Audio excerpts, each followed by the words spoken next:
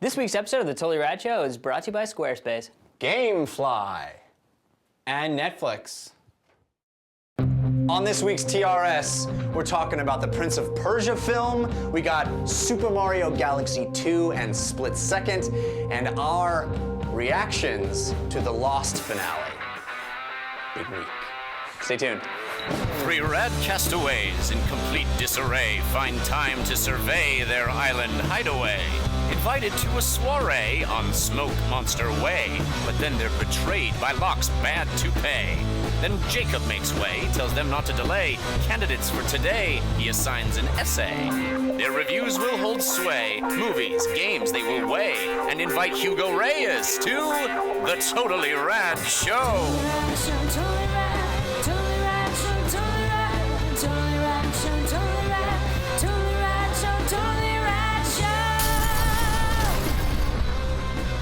Hello, everybody, and welcome to The Totally Rad Show, episode number 167. I'm Alex Albrecht. I'm Jeff Canada. I'm Dan Trachtenberg. Totally Rad Show is a weekly dose of all things rad. We all charter a plane, fly over a magnetic island, crash, and decide to watch Sleepless in Seattle.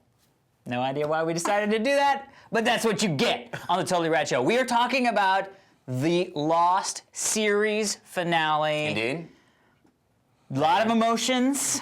It's a big deal to be talking about a series finale. Yeah, any series finale. Bigger deal, talking about talking one about of the most geek-centric institutional shows, television shows of TV, Damn near groundbreaking. and geek-centric. Yes. Maybe ground cracking. We're also talking about Mario Galaxy, which prompted this awesome background Yes. from our friend Dorian Algara, whose name I'm sure I Amazing. just butchered. Those are Amazing. us. Those are us. Yeah, he's a cartoonist, and so he cartoonized us. That's amazing. Yeah. Yes, the what intro. you just heard was written by a viewer of the show, a friend of the show. You mean our patter right here was just written by me? Yeah. What you just saw, the intro was submitted by Ryan Silberstein. So thank you very much. Correct. We Tune got a in- couple that tune were in- really good. Several Yeah, awesome yeah. Lost intro lyrics Tune submitted. in. Stay tuned to the end of the show to find out how to submit an intro and a background. Yes, Correct. indeed, and we had a hard time choosing which Lost intro lyrics to go with, so thank you all of you that sent them in. They are fantastic. Shall we talk about some cool things? Let's do it! Rad even.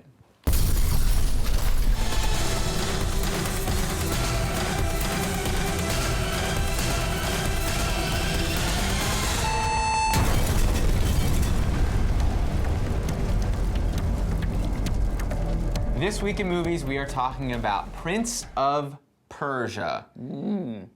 Pretty significant release here because it is attempting to break the video game curse. But it's unique in that, well, first of all, I should mention it comes from director Mike Newell, who did, in my opinion, the lesser of the Harry Potter franchise. Which one? Which was the fourth one. Oh, okay. The one with the competition Goblet at of the Fire. end. There you go. But it's based on a screenplay by the guy who made the video game, Jordan Mechner, who here's the thing I want to say about this, before we even get into our opinions of the movie. I feel that it already sort of does break the video game curse, because I don't think the video game curse is bad movies. I think they're silly, ridiculous movies that don't even seem like movies, and you get nothing out of it unless you've played the video game. Yeah. Doom. I was just Super about Mario to say. Brothers. Silent Hill. Mortal Kombat. Yeah, And- Res Evil, I think, may have. Yeah. That's a true. fun movie, Right, but there's something to Resident Evil. But This is certainly a big budget, mainstream, Yeah. made to be, I mean, it's as if there had been a amusement park ride curse and then Pirates of the Caribbean. yeah. Well, that's the thing, is that the story behind the game is Jordan Mechner wanted to make movies. And he was just like all of us growing up. You know, he was a little kid who dreamed about making movies, and instead he made a game. And now there is a movie based off of his screenplay, based off of his game. I think that's pretty rad. That's pretty cool. But in addition to that, what I want to say is the game already sort of was like a movie, so it's sort of cheating in that Yeah. it's the first time they made a movie off of a cinematic game where the game wasn't a launching point for a completely separate story. It's the game of the itself story. is a pretty cinematic experience. I want to say something that just occurred to me right now that you made me think of. It's interesting to me that Jordan, we both read his diaries, journals, which are online, which are a phenomenal read, and I highly recommend people checking them out. But he wanted to get into movies and had no means to do so, but video games were at a place where one person could sit down on a computer and make a video game, and that's what he did. Now, it's completely the opposite. Yeah. A person can make a movie themselves because it's easy and the technology is cheap, and you can't make a viable video game. I mean, there's some indie stuff that proves that wrong, but for the most part, you can't make a cinematic video game because it's price prohibitive and yeah. Not only that, but I would like to say that it's testament to what we do and like following your niche interests, divulging in that gets you to where you want to go. So follow your passions because it gets you where you want to go. And this weekend is a testament to that. This episode. I don't know if you're that clear about what you're saying. It's like he wanted to do one thing, he did another thing, and he ended up where he wanted to be. Yeah, he wanted to make movies, but he was also really passionate about video games, so he made and he followed this sideways road, and it got him to here. Yeah. So, that being said, Prince of Persia, Jake Gyllenhaal plays the Prince of Persia, and it's the story about a prince and a princess and a dagger that turns back time and the adventure and intrigue surrounding that. Jeff. Yes, sir. What did you think? If I could turn back time. What did you think of Cher's 1982? No. What did you think of Prince of Persia, the movie? I wanted to like it. I did, and you know. And he did. And it's not. Weird how you would intro it that way. I want to like it, and I really did. It's not terrible. It's not terrible. Good. I'm glad that. You know, it's light, watchable fluff for the most part. And when it gets actiony and a lot like the video game, and you see Jake Gyllenhaal as the prince doing the traversal stuff that I remember from the video game, that's awesome. The look of the sands of time is awesome. It's some of the coolest turning back time in a movie that I have seen. It's really visually arresting and gorgeous.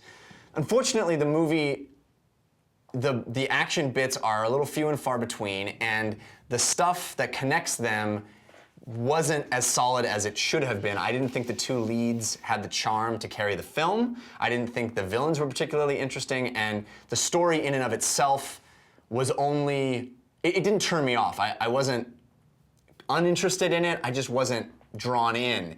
And I mean, there's a few things where it's like, you know, your father, the king, is murdered, and like moments later you find out that you have the power to turn back time. Why don't you at least raise the issue of, hey, is it possible that I could just turn back time and save my dad? Actually, that was raised. No, it wasn't. It was because he said, well, why does the bad guy want it? Because it only turns back 1 minute. Right. No, well, but that's much later, much later. No. After the very moment where he finds out, he's like, Before I go to you, Alex, I'm actually going to go next. Oh. You'll see why. Because I feel completely opposite to you, except that I did think the visual. I thought the visual effects. You hated it. The visual effects in the movie were really fun and cool, and specifically the Sands of Time was really cool. But I really enjoyed the story. And I really liked the banter between Prince and Princess, and I liked the notion of orphan boy taken under his courage, not his nobility is what made him a prince, and all that stuff surrounding it. And I like the ideas in the action sequences, but the way that they were portrayed, I thought was completely lame. I actually agree with that in the sense of quick cuts and lots of close-ups does not a good action sequence. And there's a lot of cool things theoretically happening, but really stilted photography of it, really incoherent, and as you said, locked off, quick cuts, and this is stuff that we need to see. I understand the difficulty in trying to achieve these parkour-like stunts with a guy who doesn't do them, but I look at Casino Royale that, yes, has a parkour master, but even the Daniel Craig moments, there's great rooftop chases in Casino Royale, or even the Bourne movies. Matt Damon and Daniel Craig are not parkour aficionados, but somehow they pulled that stuff off in those movies, and it did not happen here. I wish that the sets felt like those in a Ridley Scott movie, not like I was visiting the soundstage or on a theme park ride. Wait, there's something else that you said that I completely lost track. But why don't we flip over to Alex? Yeah, now wait a minute. So You like the movie, I but think not there's great. something. I think it's somewhat enjoyable, but Okay. it's weird that I didn't look forward to the action scenes. I Okay. wanted to get through them Yeah, okay. and just get to the story. Yeah, I actually agree with you, Dan. I didn't love the story much at all. I kind of just sort of was okay with it. But the action stuff was really not great. I mean, it was like, wow, this was really. And it had such a great potential, like the whole like darts climbing up the wall. I was like, we're gonna see some crazy stuff. There's gonna be crazy stuff, and the whole like, have you been drinking? Like, I was like, we're gonna see crazy stuff, and it's gonna be mixed in with this really cool humor, and it didn't deliver on any of those things. So for me, it was like, it's fun, enjoyable. I think Jeff was right with it being sort of fun, enjoyable fluff, and I liked the banters and the characters enough that it was intriguing. And yeah, the Sands of Time thing was it was freaking epic. But I think overall, Yeah. you know, not a great movie. I think maybe what we all enjoyed about it, this is what I was trying to come up with, was, you know, I was very puzzled when we saw the trailer, even before we saw the trailer, when we just had news, was what kind of movie was this going to be? Is it going to be like a prison escape movie? Right. Or how would it work? Because the game, you know, and it is a Robin Hood-esque, Three Musketeers, you know, Yeah. classic old Hollywood adventure movie. Yeah. And I think that's sort of what brings in the light fluff, enjoyableness. So Alfred Molina, actually, there's some I love scenes Alfred with him Molina. that I thought were good. I didn't like that character at all, and I found the really? whole ostrich sequence to be a waste of time. Oh, that was fun. I enjoyed I see where you're that, coming yeah. from with that, but I did kind of like it. So, anyway, I did love the one moment with his friend and how that he delivers that knife and how they set up like the dude can throw knives and then it's a you know I thought that was clever.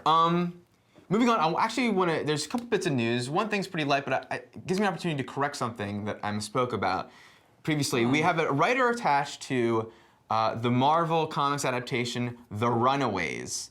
The director. Not to be confused with the movie we reviewed a few weeks ago. True. Yeah.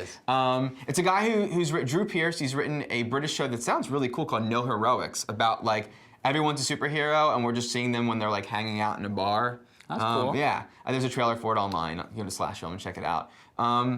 But I said when we talked about the Avengers that I was really excited about the possibility of Peter Sollett, the director of Nick and Nora, and Raising Victor Vargas, to be the director of Avengers before it was Joss.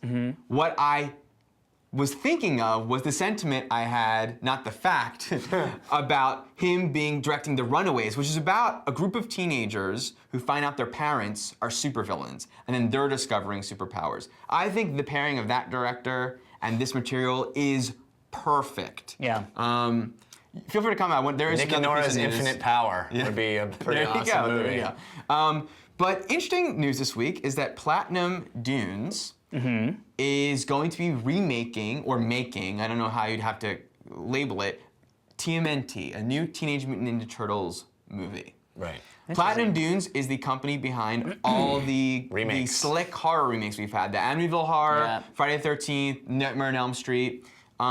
I'm very excited about this because, as I've said in every review of all of those movies, that these feel much more like action movies than they do horror films. So the idea that these guys are going to be making an action film gets me, and they're pretty dark with all their material. So a darker. I mean, I don't know if Turtles work that way.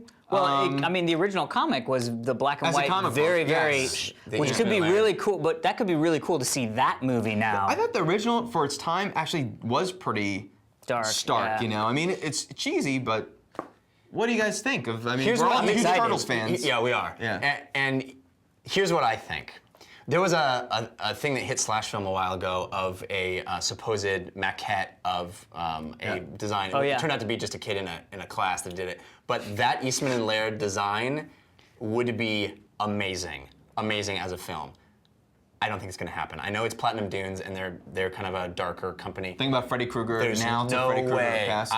I'm so certain that there's no way that they're going to turn Teenage Mutant Ninja Turtles away from being a kid's property. Because Oh, really? and this is completely anecdotal, and I could be wrong, but my 5-year-old nephew and all of his friends love the Turtles. They are back in a huge way. Oh, interesting. And the potential for selling to that audience compared to selling to our nostalgia, Yeah. it would be a fool's errand to make a dark, version that kids cannot go see when this is completely revitalized. The video game is selling like crazy on the DS. Well, it can be it can be Pirates of the Caribbean, it can be a pretty grisly PG-13 version.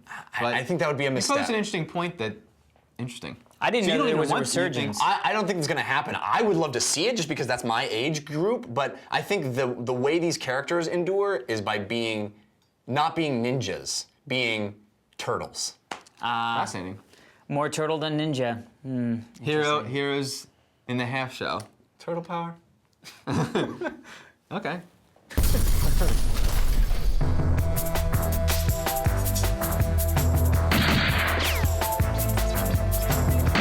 Reload.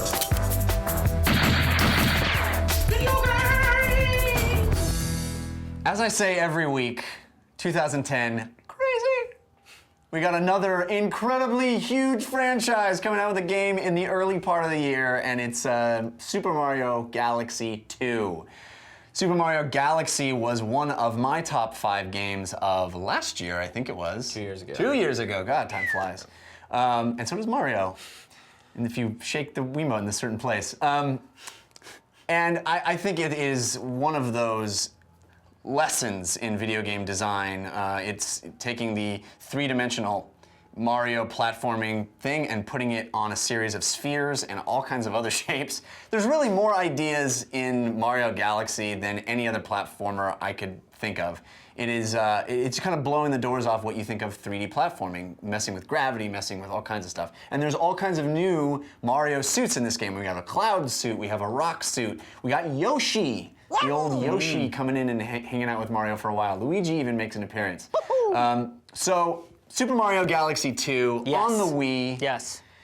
Alex, I know you weren't a huge fan of, well, you're a I liked it Sega a lot. loyalist. Yeah, so well, yeah. You're still holding that I mean, at the end of the day, it's no Sonic. Let's just call it spade a It's no spade. Altered Beast. It's no Altered Beast. Wild full of what? So with the first one, I really enjoyed it a lot, but I definitely didn't think that it was as good as. Well, you're not into platformers per se, right? I know I like platformers a lot, and especially the Mario games. You know, I was surprised at how much I enjoyed this game, and I think that it was really, and maybe it was just sort of like I was more apt to receive it because I feel like it's very much like Super Mario One-track mind Galaxies. with this guy. Super One-track Mario mind. Galaxies, the original.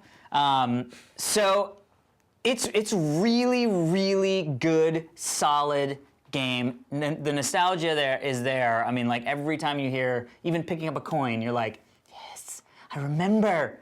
It's coming back. You know what I mean? And like all the sounds. And they had this. And I don't know if this is how it was in the other one because I honestly don't remember that one that much. But the way that they get you to like world 1, 1, 1, 2, 1, 3, 2, 1, 2, 2, like it's the same thing from the original Mario, but yet they've figured out this way to do it in a You way. mean Mario 3. Say what? The world map? You're saying like that world map? Or what do you No, the fact that it's like you're on world 1, 1, 1, 2, 1, 3, they're all Yeah. thematic, like. Right. But yet it doesn't feel as like stilted as that was, and sort of it really opens up to this place where you're like, if I think about this, I'm doing the same, I'm leveling to the same thing, but it's totally mind-blowing how expansive it feels and how fun it is. Only one thing, side note to say that I know I say it every time we play a Wii game, which is I would so much rather play this on an Xbox controller. Okay. It would be the best game ever made if I was sitting back playing it on my Xbox controller. And there were elements of like the shaking and the pointing your thing where it's going, but nothing made it seem like I couldn't play this and play it just as well, if not better, on a single controller. Okay. I actually game, though. think that's the key. If I could pick up on that, it occurred to me when we were having a discussion pre-show that the thing As with we sometimes do. the thing with that we're pretty negative about motion controlling in general, and I think that the game. If the motion is referencing something that you could do easier by just pushing a button. Let it happen. Let it happen. And it did happen. Easier by just pushing a button.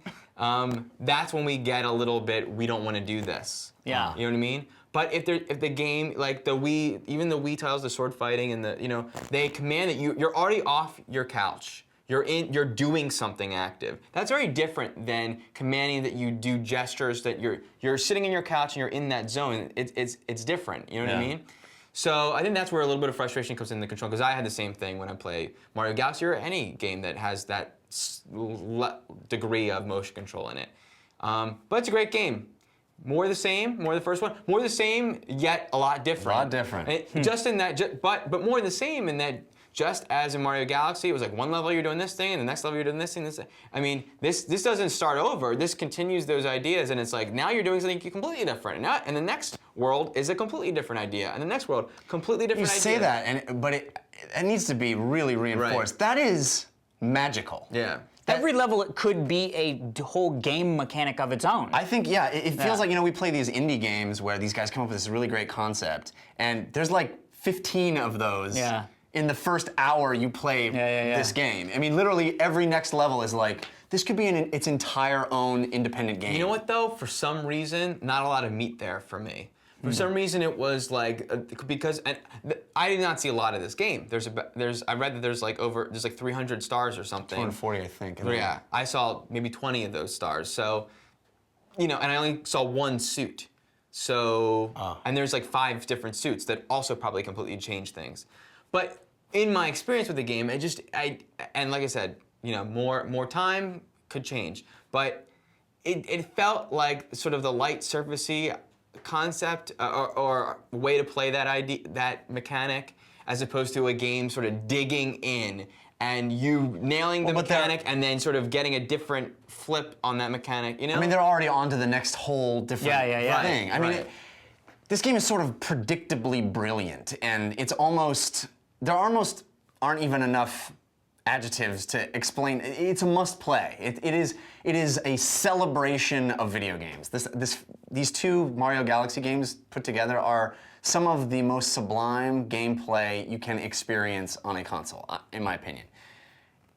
There are so many ideas that blow my mind. I mean, there's at one point where you pick up this drill and you can now drill through spheres and you gotta like hop to the other side. And the first time I drilled into a hollow planet, I was like, unbelievable, this is unbelievable. And the cloud suit is incredible. I mean, the fact, I don't know of any other game where, although kind of Trine was kind of like this, but where you can create your own platforms in a platforming game. That concept is incredible and blows the doors off of possibilities. And then there's other things where they mess with the camera and you're in a full-on 2D platforming game, and then all of a sudden it rotates and you're looking down on Mario. It's like there are so many different concepts at play that take a very simple gameplay mechanic, a guy who jumps to get somewhere, and explores that to the full extent. And my only complaint with the game is that I think it's time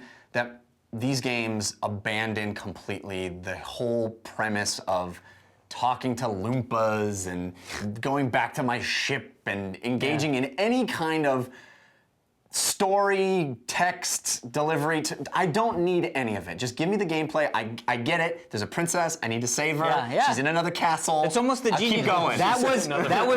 Honestly, the fact that there wasn't much text in these old games was the robotic shark breaking down on Jaws. We didn't need anything else. We were all excited to try to get this princess. It's literally we could barely even see her. I feel like it's a waste of time to have to go back to the ship and talk to the big purple lump. Oh, of course, every time. I don't want to do it. You know, I think not every day. Later, but I think the thing that took away my enjoyment of this game actually is the thing I started off talking about, is the controls. The way you often cite in games like N+, and I never, while there's a lot of these awesome concepts happening, I never felt in complete mastery of the way Mario moves, even without the suits. Like, I always felt like I'm turning and he's a little bit behind. Wow, really? Yeah, absolutely. That's exactly what I think they nail in these games. You know, platforming fell off is of jumping, stuff, falling off of stuff. And it was just because I was shaking and I couldn't do it fast enough, or I tried it. I tried to shake and it didn't spin him, and then I was like, if that was a button, I would have been exactly. there. Exactly, and there's a delay, and I'm behind things. I don't realize I'm behind. It was not as precise as you'd want a platform to be, especially one of this caliber, and especially one that iterates within itself. Yeah. But my only issue is sometimes that I don't know how close I am to the enemy to spin and hit them. Yeah, definitely. Really, I feel like it is a an very extra precise. second, too. I didn't think so. I really kind of bummed me out. Well, let's move on to another game that came out a while ago. It's a Disney interactive game called Split Second, and it's a game that we all had been anticipating quite a lot after seeing it last year at E3. And it's a car combat game, racing game, but mostly combat. And the way you accomplish combat in this game is that doing certain extreme car maneuvers, like power sliding or jumping or drifting, will earn your points in your meter that you can spend on creating chaos in the environment. So you can literally cause things to explode, cause buildings to topple over, planes to crash. It gets really, really crazy the deeper you get into the tracks. And that can destroy the cars in front of you, and then when you're in the front, the guys can do it themselves to you. So it really becomes a game that is probably, I would say, more about these power moments, power plays, I think they're called? Yeah, power plays. Than it is about the actual racing. So Dan, I know you're a huge fan of Burnout like I am, and you were really digging on this game when it was at E3. Yeah, I mean, we would sum up the things that we're most excited about, and for some reason, I was more excited about this game at every time we saw it at PAX and E3 than I was about the next Gears or Mass Effect or whatever, right? Did it live up? So the only two problems I have with this game are, one, my excitement level was here. I liked it this much, and the weight of the cars feel a little too heavy, which sounds like a nitpick, but it just didn't. It's also a precision thing in a racing game, but it is a brilliant racing game. The joy of these huge epic moments that happen. Something that happens in racing games is they're a little boring sometimes because you have many laps and you've done the lap over and over again, and the activity that you have to do is something that you're doing the same thing throughout. But this constantly gives you something to be engaging in, whether it's trying to spot where the things are for me to use to my advantage to make explode, or should I be drifting here, or just trying to race, because drifting gives you the power-ups to use those things, or should I just be racing here? I mean, there's constantly something to be thinking about and strategizing, which I don't have that experience normally playing a racing game. Do you feel like it held up over time? The other drawback is that we're in a lot of these environments. I wanted more power-ups within a level. I wanted it to be constant. But the thing we are sort of in the same kind of place for a long period of time. The one thing that really saves it are there's an airstrike mode, there's a detonator. I like the airstrike mode. Loved all these side modes. Killed the airstrike. The detonation mode, and the greatest of all of them, survival, where you are behind a big rig, and there are barrels falling off this thing, and you have to like it's in Bad Boys 2, right? And you're behind that guy. It is sort of that action sequence that I feel like racing games constantly try and give you moments that happen in this game every 5 seconds. So, What about you, Alex? You like? Yeah, amazing game. Super surprised. I mean, we played it a couple times and I was like, oh, cool, another racing game, but it's because I didn't quite get it. And when you are playing this game, man, it is like I'm just constantly going, I need to drift around this corner, not for any other reason than I need to get my stuff, because now that I'm farther back, and it is, I mean, you literally will slam into walls looking at the guys like, are they gonna get to that thing that I can, and then all of a sudden you're like, kaboom! It's a game that's definitely more fun to be in the back of the pack than it is to be in the Right. But in the front of the pack is like there's some Sweat suspense City, in the front, Utah, yeah. because there are times, and then when it like slows down and you're like, where's it coming from? Did I make it? I'm drifting, and then that actually increases your thing. I really, really, really like this game a lot. I was quite surprised by it. Would have liked some more car customization stuff because I kind of found my car that I liked, and I'd always like open a new car and try it, and then be like, I like my original car. It would be nice to be able to win, get money and maybe customize that, make that car, my car, even better. It was really cool, and I mean, I feel like this is sort of the Alex broken record on controllers, but I really hate the PS3 controller, man. Holding down the most disgusting trigger The whole time, 1,000 people have emailed us about those PS3 triggers, and I you know. stubbornly refuse to do that, and you'll never have this I complaint know, again. but then You I gotta just- like buy a whole thing and do changes. So I'm literally holding it with 2 fingers because Well, I'm if you're trying not to gonna drift. follow the people's advice, then you I can't love tell the people. I love the people. Their advice is amazing. You know, I'm gonna be the one that's a little less enthusiastic about this game. I think this game is amazing for 20 minutes. Amazing! Or like an hour and a half, you know? But then you've seen everything that it has to offer. And yeah, there's new tracks and there's new explosions and new different kinds of stuff, and they get crazier as you go, but... Dude, they get crazy. Yeah, they do, but it's like... Dude, I moved the cruise ship. racing for And me isn't survival fun. mode didn't happen until like 5 levels hours in, in. yeah. None of that was enough to keep me engaged beyond, wow, this is awesome. Oh, this is as awesome as it's gonna get. And I do want to give it a lot of credit for the fact that when you pull off those power plays, it's not automatic. You have to do time. There has to be timing. Yeah. You can avoid them when they're happening to you. There is skill involved, which is really great, and I didn't expect that from playing the demo. And I just wish there was more Burnout-like elements that gave it a little more depth. I wish you could take guys down in myriad ways instead of just the power play, you know? You sort of can bump into them, but not it's not really- quite the feeling the Exactly. Burnout gives you. Yeah. I agree with that. Definitely a worthwhile game, but it's not something. It doesn't have the depth for me that I'm looking for in a racing game, and I'll really keep coming back to it like a Burnout did. But at Yeah. the same time, I mean, the thing that this game really delivers on is what you're constantly seeking in a game that's like a chasing game, like Need for Speed Most Wanted or whatever. Yeah. The moments, or when you see an action movie where cars are weaving, you know, Yeah. and like you're constantly, those are the coolest moments in Burnout. When there's a car next to you and there's a thing coming, right? And that 5 seconds was the most glorious part of a 20-minute race that you're on, or whatever it is. And this game constantly, even in the airstrikes, like it constantly delivers on that moment after moment after moment. It's constantly trying It's a to sweaty make palm you game. engage. It's definitely a sweaty palm game. Well, it's warm in here.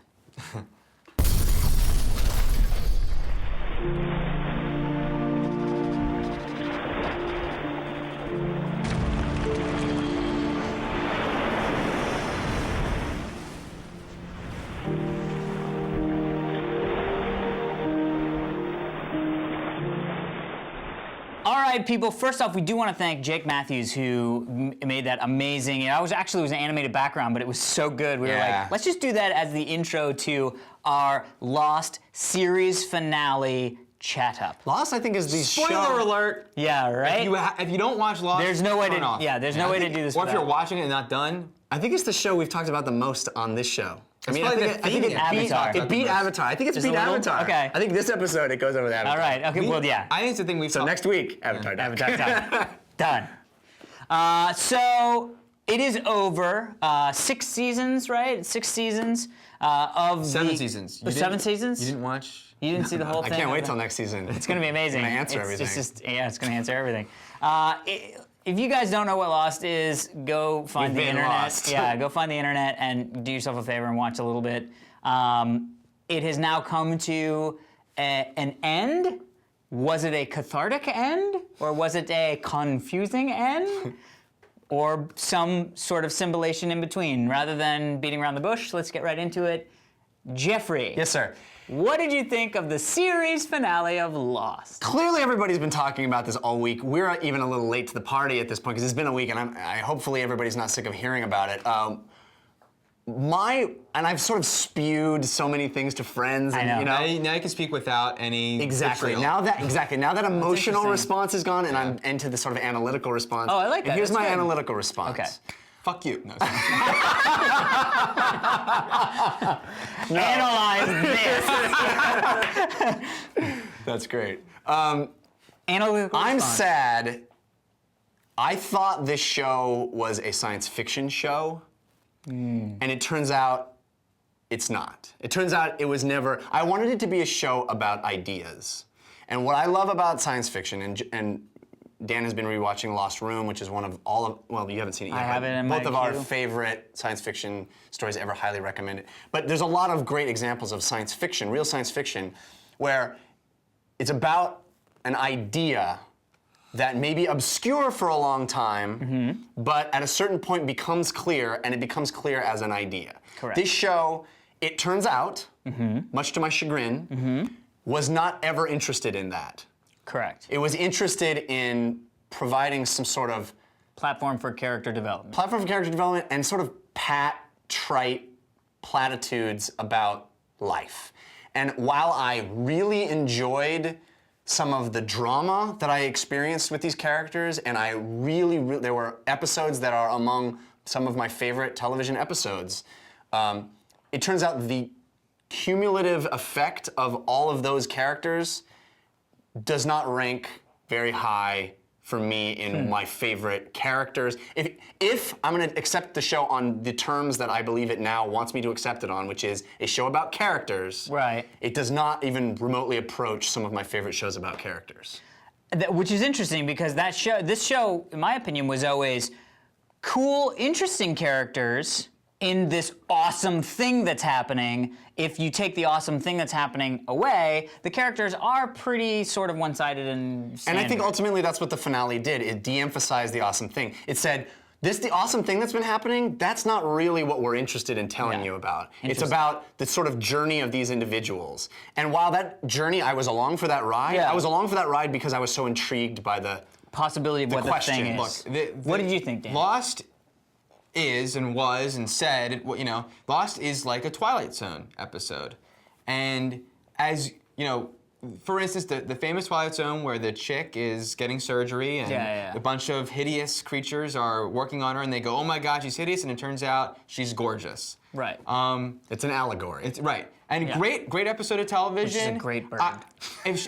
Maybe we learn a lot about the characters of the doctors along the way, and there could be some interesting things, but ultimately, if it doesn't end on she's gorgeous and my mind is blown, it's not a good episode. Yeah. It's not, and Lost is this suspense, mystery. There's no way you can convince me otherwise. So here's the thing. I think the writers of the show are extremely clever. You know what?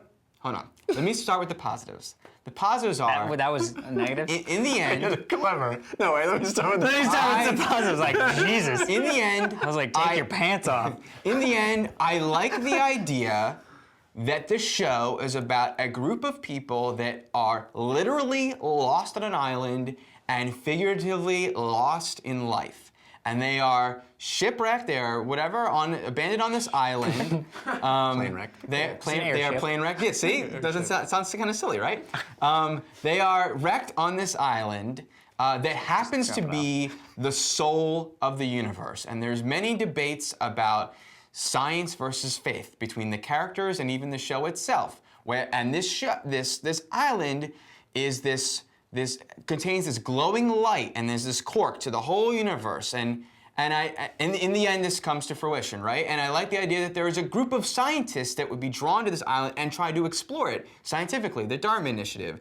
And then there'd be this biblical, allegorical references to these brothers that were there to protect this island. And do we believe in that, or do we believe that? I like all that conceptually, but the show was not about that from the get-go. The show became about that here, and then was about that there. And there's no way that those clever writers, if that was in the end result, how the finale ended, if the writers knew that that's where they were headed, they would not have written episodes 1 and episode 22 and 50. It would not have happened that way. There's no way. And I feel that, with great power comes great responsibility. And these writers are incredibly smart, clever people. But I feel that they used all their powers to get away with Lost, not to create Lost. What I mean is... well said. What I mean is, Lost... and we know they love magic, and JJ, not that JJ had that much to do with the show, but he loves magic, and Damon Lindelof and Carlton Cuse, they love magic, right? The show should have felt like a magic trick, where we're getting all this setup, and how does that, the polar bears, and how does that work, and right? Ta-da! And ta-da, here's what it is. Instead, the show feels like a magic trick, but the and then you get punched in the nuts. No, and then it's like, look over there! No, the show feels like a magic trick, but the resolution feels like the explanation of the magic trick, which, as we know, it was just a mirror, it was just wires holding the thing up, is never as satisfying as the magic trick itself. And what our favorite shows, mine's Buffy the Vampire Slayer, yours is The Shield, Yours is The Wire. Doesn't exist. Let's just say Top yours is The Chef. Wire. All of the shows lasted for many seasons. Yes. For many seasons, and we all enjoyed their season finales and series finales along the Yeah. way and all that stuff, right? But all of them, they made an amazing season where it had a lot of setups and questions and answers at the end of that. And then the next season where it was setups and questions and new. And then when they got amazing was when they would call back to shit that happened in the first or second season, Yeah. and it became one whole big series worked together. These guys didn't do that. They could have done that, and I would have praised them for that. And because I get that you don't write a show from the beginning. It's a show, you don't know if you're coming Right. back, whatever. But they could have written season 1, season 2, and then they go, well, you know, we set this up, let's use that in a new way, as Yeah. opposed to just putting shit in that didn't have clarification, Yeah. that didn't have a My- reason and a purpose. Yeah, my big issue I have with the whole season, with the whole series of Lost, is summed up in season 6, which is the season where they said we're going to answer everything. 7. Or season, sorry. that's 6. Oh, No, what? he's kidding. I was like, holy fuck. That's how fucked up this thing is. You were in the sideways I was in the world. sideways world. I was. So the issue that I had was, it almost felt like the writers wrote an entirely new show and ended it at the end of the season. Yeah. That last season seemed The like a last complete season, departure. complete departure. And when they kept saying, like, we're going to answer questions, they only answered questions that they were yet to propose, right? They didn't answer most of the questions of what all the stuff is. And the fact Also, that they got away. Let me just real fast. Yeah. The way you answer a question about who these two brothers are isn't Yeah. by introducing a new character who's their mother, who you then don't answer who she is. Right. You know what I mean? That's not how you answer Yeah. questions, by Yeah. just introducing. You know, it's Yeah. like Random- Where yeah. did God come from? Well, God had godparents. You know, Yeah, it's yeah, like. yeah. Oh, you know, cool. that That's doesn't where it explain. came It's from. chicken We and should, egg. we should maybe say too that I don't know. I mean, I'm sure you guys. I've been reading a lot this past week. I don't know I if you guys haven't have- really. Okay, I well, kind of had to. At least for me, don't say, Dan, you would like it if you understood. If you read this article, trust me, I read all those articles Yeah, that yeah. give me a list of all the answers they've given. It just wasn't satisfying, you know, Yeah. those answers that And- they sort of gave, well- and I understood the ending completely. So Right. Yeah. And that I think it's more of along the lines of the fact that we were given this character drama and that was ended up what this thing was, though it was wrapped in this Twilight Zone-esque cool, what's the thing? He breaks the glasses. You know what I mean? Like, and we didn't get any of that resolution at the end. Right. I will say though, in the positive, Lost moves me in a way that it is very rare that television shows can move me. The music of Lost moves me. The characters, the whole side alternate reality, though they don't want to call it that, the whole thing, it doesn't. Never once did I care about that. I was like, oh, so and so picked up so and so's bag once in this other world that doesn't freaking matter. When they started reconnecting the characters in the side universe, bawling. really, Bawling. Wow. Sawyer and Juliet at the candy machine, bawling. I mean, dude, Jack's dad and Jack at the end killed me. That is what I love about this show. The problem is, it needed to be what I loved about a show that was also about that. Yeah. Or tell me at the get-go that this is not going to be about what is the smoke monster, why is it there? It's not going to be that. It's going to be this, here are people, it's Robinson Crusoe. Here are people who are trapped on an island and need to figure out how to connect. My biggest sadness is that at the end of last season, I really thought we had this time travel thing, which completely got abandoned. Yeah. But and it really felt like a science fiction show. Like, they really just disguised really hardcore science Yeah. fiction for a mainstream audience, and I was Loved so it. excited about Me that. too. That got thrown out the window. But I think the even more grievous transgression, in my opinion, is what they did to Ben Linus. Because we had lots of discussions about how he was Lex Luthor. He was the puppet master pulling the strings and always one step ahead of everybody, and he Totally castrated in the season. completely castrated, Yeah. and he became this little little puppet himself, walking, just following everybody around, doing whatever they say. He was completely castrated. But I think, and it's not in a satisfying way, Yeah. where a character starts out as a villain and becomes redeemable, or starts out really it just powerful sorta happens. and loses his power. Like, I think the thing is, there can be an explanation for all this stuff, and there is for Ben Linus in particular. But I think we all feel like, or you do and I do. It's a waste. Yeah. That didn't feel interesting or introspective or satisfying in any way. It felt like just sort of. Oh, we need to. Yeah. Thinking back on the show, there's like The Wrestler, for instance. If I didn't like the ending to The Wrestler, or No Country for Old Men, if I didn't love the ending to No Country for Old Men, I still would have felt. But you know what? Or like Minority Report is a movie that I love the movie, I hate the ending, but. And I can say that, I feel like, I like the movie, the ending, and I'm like, Lost, the way it concluded taints the whole show for me, because it feels deceitful. This is what I was talking about, the clever getting away with it, when you have a bum on Charles Widmore trying to get to the island, and then the resolution of that doesn't really connect with the bum. Yeah. It was a lie. And, it's like, let me tell you guys, sugar-free candy. Guys, crazy story. Want to hear this crazy story? Brad walks into a bar. He sees himself from 20 years in the future. And then sitting next to him. I'm already into this, actually. And then his sister walks in, except it's not his sister. It's a girl who looks exactly like her sister. And she has a robotic arm. And there's a polar bear there. You think he walked into a bar. You know where he walked into? Jesus. A magic place where magic happens. I want to go to this magic place. Sounded really interesting, right? But when the explanation is just that magic happens, not that interesting. Anyway. I love it. Yeah. Disappointed at the ending, yes. The series, it is a thing to watch. There are ups and downs. It really does affect me. Even the music in the little intro the guy made. Yeah. Music is great. I love the score. There's a lot to like about it, and there are some episodes that really do stand Some up of as the the best best TV, of television. yes. See, but here's the thing. It's like But on their own, taint. sort of. But like taint. the thing about it is, like, as cool as the time travel was, and as cool as that moment where a polar bear is on the island, and like that isn't cool isolated. That's cool because wait, What this is show? that? Yeah. This show is what it is. And there's a polar bear on it, or the show and there's hieroglyphics. How does that work? It's only cool And because these guys- how does that come together? Not on These its guys own. said they knew that. They promised us for years and years. We know we're not Twin Peaks. We're not the X-Files. We know we have that responsibility. We get it. We take it. And then we want to make guess sure what? we know how to have an end point so we can work towards that. We get it. We're not gonna, and it's like. And then they have a spiel about, oh no, it's not about those things as you said. yeah.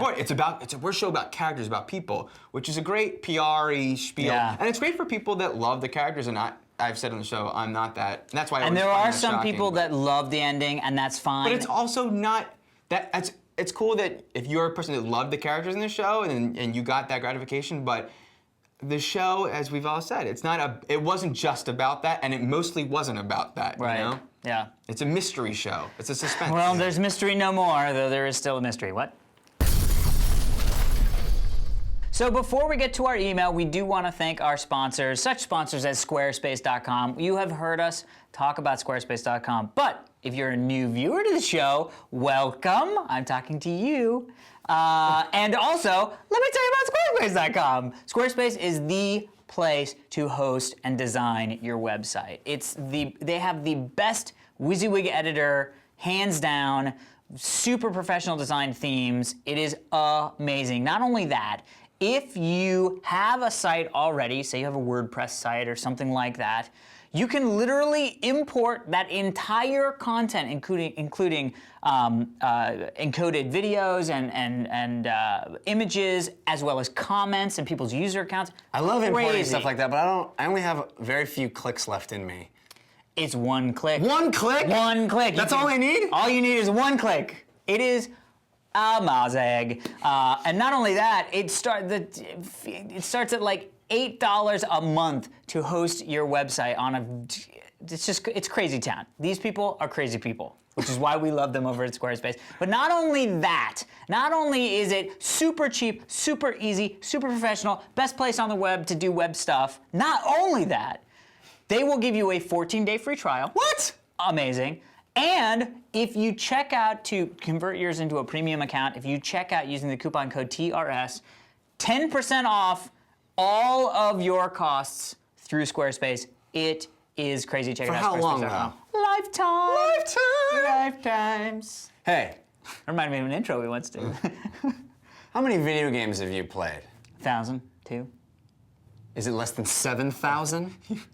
Because Yes, there's maybe. 7,000 new and classic titles available at GameFly. None of them are bad. And None you of them. can work your way through 7,000 titles by paying one monthly fee, $15.95 a month. You can have access to 7,000 titles, any of them that you want, sent to your house. You can keep it as long as you want. You don't have to pay any late fees. There's no It's like due the cost date. of one MMO. You I can know, play right? any game you want. You have a recommendation, perhaps, tied into this week? Well, it That might would be fun to go revisit the first Prince of Persia, The Sands of Time. It might be a fun thing to You might not want to bother with buying it, right? You might just want to just rent it Yeah. for a little bit, play it, and have it delivered to Absolutely. you, right? Just have it sent to you. Or, check out Split Second and decide if you think it's like I thought, which is only fun for a short amount of time, or if you end up being like these guys and you think you can play it for a long, long time and you want to own it, you pay one low fee that's discounted because you're already paying the subscription fee. You pay the difference and you get to keep it. They send you the manuals, you get the whole game. Crazy. Awesome. The way you need to try this, you will get a 2-week free trial by going to gamefly.com/TTRS, which stands for The Totally Rad Show. It's vital that you use that URL Perfect. and check it out. Gravy. Also, Netflix is where you go to subscribe to renting movies and television shows. They have over 90,000 titles, a lot of Blu-ray titles. I highly recommend, as Jeff mentioned previously when we were discussing Lost, the TV show The Lost Room, or actually it's a mini-series called The Lost Room. Phenomenal. The description I'm of excited it, to watch it.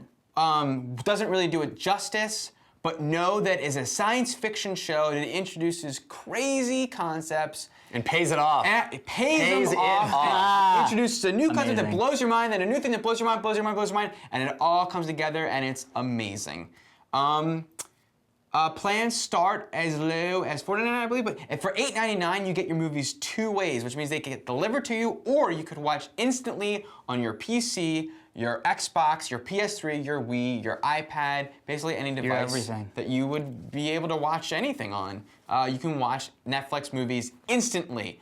Head on over to www.netflix.com/TRS to sign up for a free trial. Cool. Also, if you're watching your everything on anything that's HD, you need to be watching Robert Heron and Patrick Norton over at HD Nation. Is it every Thursday night, Mikey? Every Tuesday, new episodes. They cover all things HD. Check it out. Now let's get to our email. Let's do it. Shall we? Hello, dudes of rattery. I love that. It's awesome. I've been a huge fan for years, and while watching many of the reviews, game reviews, I often think about what other settings a game would be totally rad in. For example, Fallout in Robin Hood type setting, i.e., that would be had the badass. team for Fallout Isn't that Oblivion, kind of? placed. What? That's not like Robin Hood. No. Oblivion is post-apocalyptic. It's not. Oblivion. Fallout is post-apocalyptic. Oblivion is medieval, but medieval is not Robin Hood. Yeah. Robin Hood is Anyway, back to the what is email. Robin Back to the Hood? email. like Back to the email. Edwardian, Victorian. I don't Yeah, know. Robin Victor Hood? Varghese. Isn't it? Wait, Medieval. Everybody, it doesn't matter. Let's read. Let's finish Is it reading. medieval? Let's finish reading. Like if the Fallout wrong. team basically created a Fallout type game, like Oblivion. It's interesting. He says that. No, I'm just kidding. And just placed it it would be. in the time of Robin Hood. Sorry. If you could change the setting of an original game to the setting of your choice, what game and setting would it be and why? Thanks, Lee Nelson. Yeah, from New Orleans. From New Orleans. Interesting question, Lee. Jeff. I'm kind of still tripping on the fact that yes, Robin Hood, medieval. It is, but it doesn't No, seem I the know, same. it's not that It's still- vibe. No, you just It's did. not the You just vibe. did our move on Bad Company 1 when we thought it was World War. I know, it's Oh, so yeah. bad. I'm very embarrassed. But I think it's because I had my mind on Victorian. Good Because setting for things. yes, because the game that I would love to see, I want to see a like Victorian, like Sherlock Holmesy kind of mystery with Alan Wake, like was the just about Alan to Wake say. game Oh my God. done as Dude. in that setting. Crazy. Wouldn't that be great? That'd be amazing. Yeah. You know what else would be cool? That would be amazing. And open world, GTA in old school Victorian England, awesome. Yeah. But I like those I'm gonna games, say go two on. contradictory things. I don't know about hijacking like a Carriages? Yeah, that's awesome, dude. And there's Or like one of the big bikes. And maybe like the one big wheel. there's an H.G. Wells Get over there. time machine you could be. Oh, yeah. And like the Wright brothers airplanes. I'm gonna say two contradictory things. One is something I Yes said on the and show. no. One thing I've mentioned on the show before is GTA in a future city. Because we have future cities Correct him? in a lot of action games. But GTA 4 and Red Dead Redemption, where you are just inhabiting this world, and they do a great job of exploring the idea to the fullest in terms of that world building. Well, Red So what Dead children- is a perfect example of this question of like, it Right. really is GTA in a different setting. Right, and could you imagine that experience where it's like I felt like I'm in the West, to feel like I'm in a future city, the way like Children of Men does future, not just like the action movie in the future. Or like Blade Runner. I love the idea of like I can just do these missions that aren't all action based. They're just sort of chilling in this area, and there's hover cars and hoverboards, and like really, really exciting to do that. On the flip side, what I'd really like is any kind of game or more games set in modern times, set now. So many games are set in fantastical arenas, the medieval, the future, and all this, and different planets. Like I groove on the idea of a first-person shooter that's just like now. I mean, the new Modern Max Combat, but it took a Payne. while to get there. But Max Payne's a little surreal. You know, like Yeah. I love the idea, and there are some that are set now, and GTA 4 is an example of that in a way. But I want more. Any just specific game now. that you want? Like I love the idea of playing Half-Life. I love to play like an alien invasion movie. Well, Half-Life is now. No, well, Half-Life 2. I never played the first Half-Life. I mean, basically Half-Life is basically now, but crazy shit happened and then alien technology gets thrown into Oh, the is it mix. now? I thought it was future. Well, Half-Life 2 kind of is the I never you know. played the first one. Well, I will go out and But, say, I want like New York taxi cab, Yeah. and you know, like it's all Yeah. kind of. for me, I love the mechanics that WoW has and the sort of addictionness of it. And I've World been of playing. StarCraft. I've been playing a lot, dude. Space, WoW basically WoW. Anywhere other than where WoW is right now is a game I would love to play. Well, it's a game a lot of people Tabula are making. Rasa. Well, no, but I wish they would because I've Well, played a lot of them. all these Aeon and Star companies. Trek. Yeah. Well, Aeon. but they're not, but those aren't WoW. You know what I mean? Like they're not WoW. They're You want like Blizzard to make it. I want Blizzard to make. First off, they're making some. Well, it's Diablo 3, but yes, any of that stuff. Tabula Rasa. Like I really want a sci-fi. Star Trek is a great example of one that started. But Star Trek isn't sci-fi. Star Trek is Star Trek. No, Like, the exactly. Star Trek That's what I MMO is mean. like you are in Star Trek. You're not in space opera, Yeah. science fiction. But well, Dude, I think you won with the Alan Wake / Sherlock Holmes. Victorian. That's awesome. Yeah. Well, if you'd like to have your email read on the show, please feel free to send it to fans@totallyradshow.com.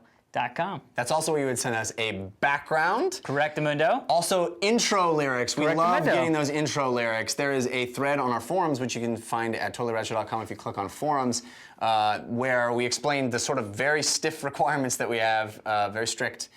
Stiff, shouldn't have used that word. And They're very erect requirements. they are. Yes. They're just hard they to are. follow. They are. Yeah. They are. Anywho. Really, really hard to just grab onto and you know just really. Oh! Grabbing onto? Totally. I think you just nope, had gas. It's gonna be awesome. Okay. you mention- No. But ready for this? 25% off all TRS merchandise at Jinx.com. Alex just decided it right now.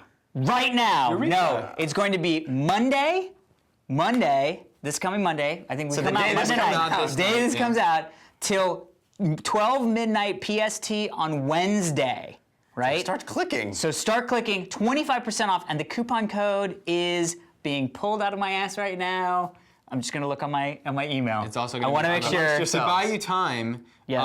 We should Vamp, mention vamp. we're going to be at Revision 3's Why did I hit that Partay. button? party that everyone's invited to in Yeah. San Francisco. Yeah, with a live Five-year- dignation. 5-year anniversary, and it's a live 24th, dignation. I believe, 25th? I think it's the June? 25th of June. 25th? It's my girlfriend's birthday. Please, birthday. please. So you're gonna be partying with somebody else instead of your Sorry. Ha!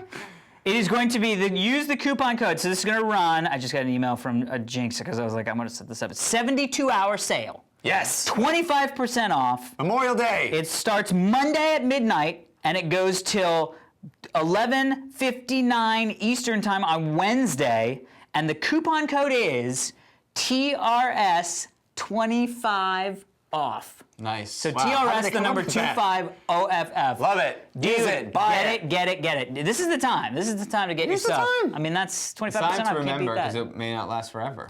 Or 72 hours, in 72 fact. hours. Well, that is it for this week's edition of the Totally Rad Show. I'm Alex Albrecht. I'm Jeff Canada. I'm Dan Trachtenberg. Until next time, buy some shirts. These are the days to hold on to, 'cause you won't unless you want. All right, here we go. You guys ready? Let's do it. Band-aid it. Okay, you ready? Ready? Here we go. Ready? Ready? Okay.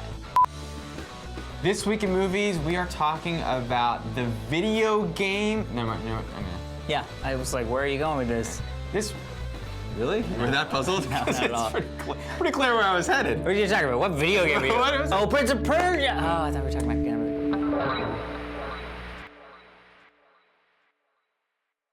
Amazing.